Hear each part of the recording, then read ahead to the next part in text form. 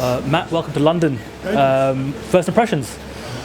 Rainy, dreary. I was actually here in '96, and actually during Euro Cup '96, and it was actually I think it was like one of your most warm summers. I think it was a heat wave during that time.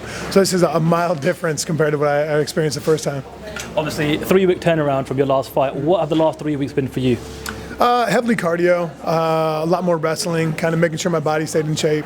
Not much sparring just because I didn't want to take a chance of getting cut, kind of like Linton did. But really, it's been more of the same. My body feels great. I feel ready to go.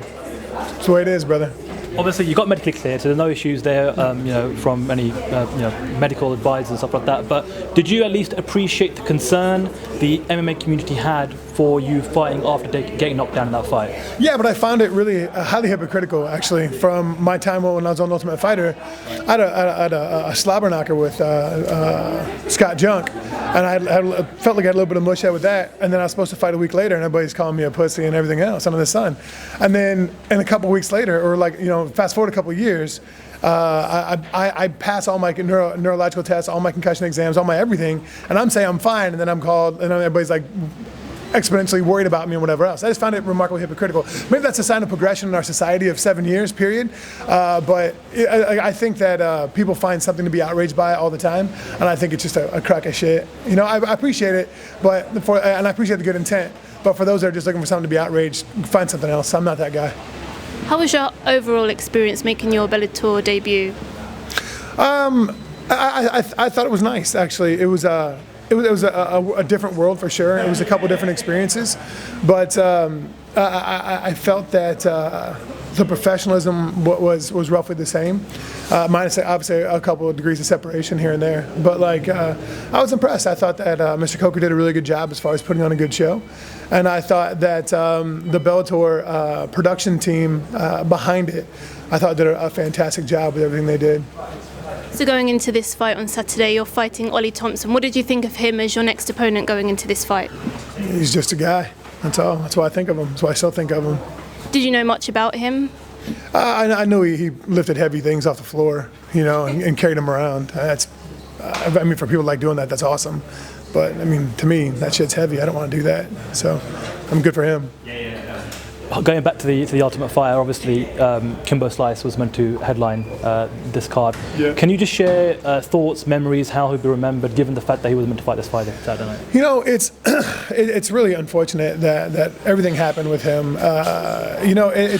He was a really good dude, man, like a genuine personality, and he was kind of cast into a role of a thug, and maybe his entourage or whatever else didn't help his persona.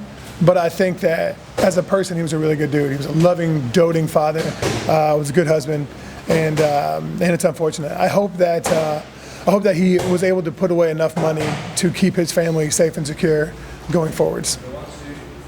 Speaking of money, I don't want to segue into this, but obviously the UFC just got bought for $4 billion. What was your reaction to that? That the fighters are worth a hell of a lot more than what they think they are, and I hope they figure that out sooner or later. Is there anything that the UFC fighters can do at the moment? There's all kinds of things they can do at the moment, but it's up to them. You can lead a horse to water, but you can't make him drink, right? So, if you're fighting for nickels when you should be fighting for dollar bills, that's your fault. And like I said before, nobody's going to care about your paycheck if you don't care about your paycheck.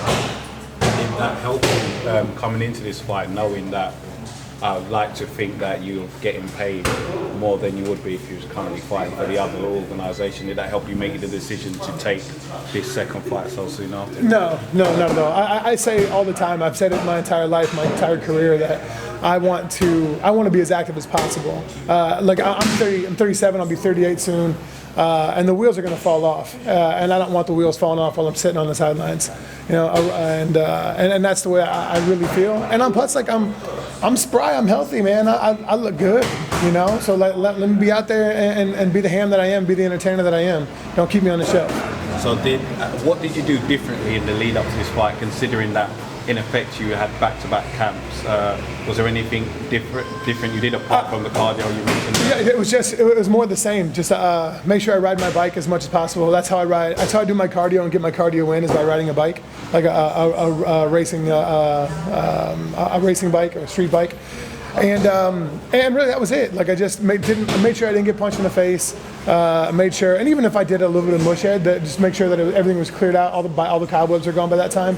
But it's kind of more the same. Just make sure that your body stays healthy and get to the fight. That's all. Matt, Kerry One here. Welcome to England and the rain. People sometimes forget that you're not just a fighter, you're also a normal human being, a family man.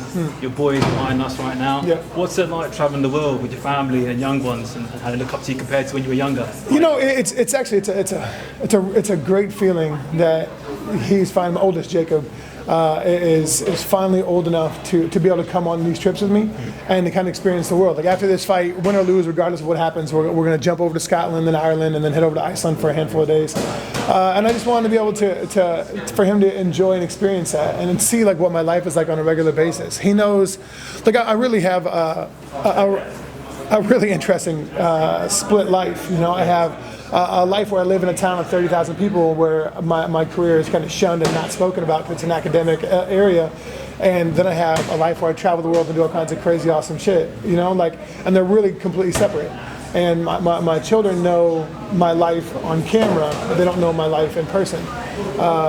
As far as my, you were away from them when they were younger? Yeah, well, I was away training a lot when I was in Florida, but also I choose not to bring them to my fights or to my events, just because it's such a potentially such a bloodthirsty crowd. If things go wrong, if they go haywire, they're stuck there. They can't get away. They can't turn the channel or turn the TV off. So it's a different perspective for them. And so this is going to be the first time any one of my children, even my ex-wife, has been at a fight. So I think in that situation it's interesting for me and it's interesting for him that he can actually get an experience. Like this morning I had a photo shoot and a shit talking interview this morning.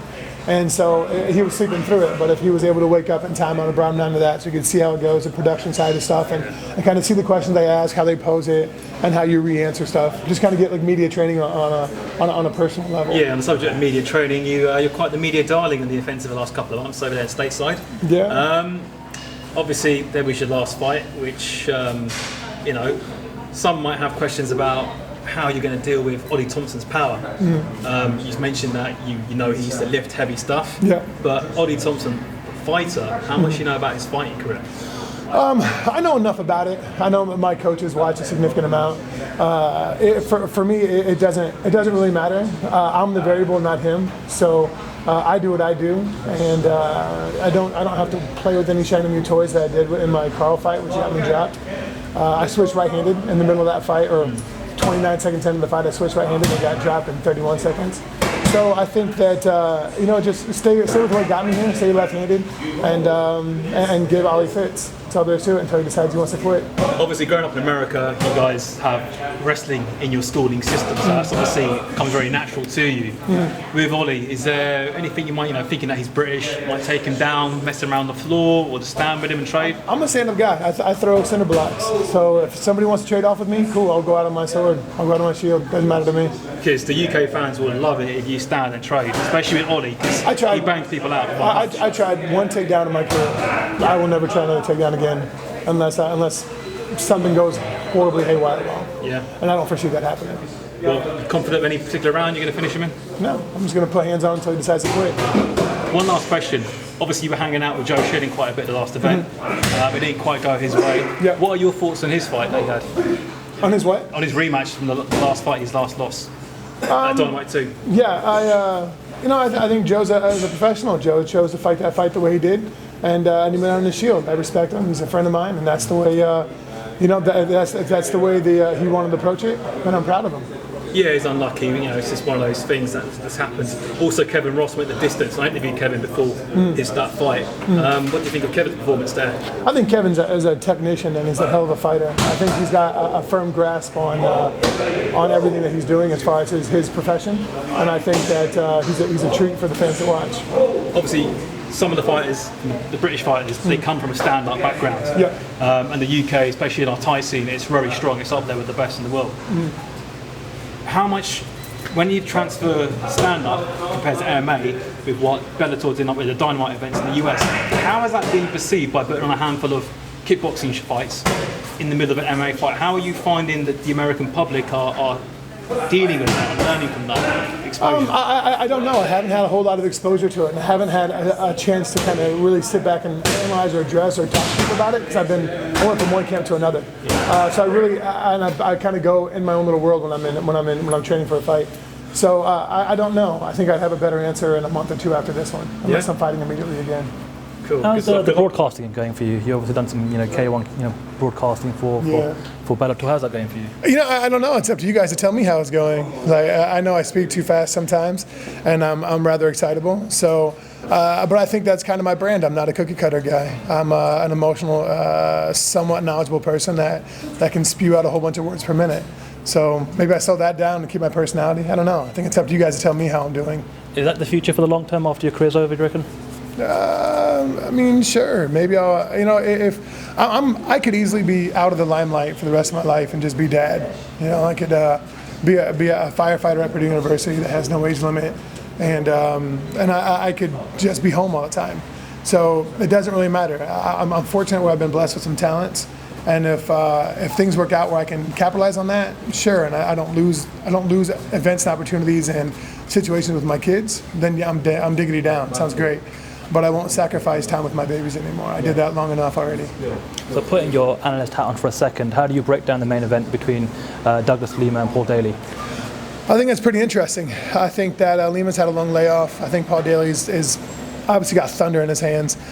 He's got some remarkable knockouts with that left hook, and I think that it'll be a creative fight, and I think it'll be fun to watch. It'll be a fan-friendly fight for sure. Cool, nice one, Matt. Cheers. Thanks.